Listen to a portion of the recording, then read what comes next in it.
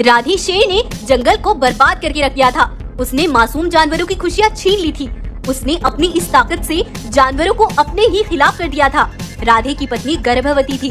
वो हमेशा राधे को समझाती थी, महाराज, जंगल के राजा होने का ये मतलब नहीं होता कि तुम उन मासूमों को सताओ और उनकी खुशियाँ छीन लो। तुमने रश्मि बागिन के तीनों बच्चों को मार डाला। उस बेचारी पर क्या बीतती होगी महाराज। तुम्हें मेरे कामों में दखल देने की कोई जरूरत नहीं है। मेरा बेटा इस दुनिया में आ जाए, फिर मुझे तुम्हारी कोई परवाह नहीं। रागिनी शेरनी की बातों का राधे शेर पर कोई असर नहीं पड़ता था। उधर सभी जानवर अपनी एक सभा बुलाते हैं। हमारी मौत तो हर हाल में तय है, हम उससे कब तक बचेंगे? अब एक ही रास्ता है, हमें उसका डट कर सामना करना होगा। अब हम जिंदा रहेंगे या फिर वो।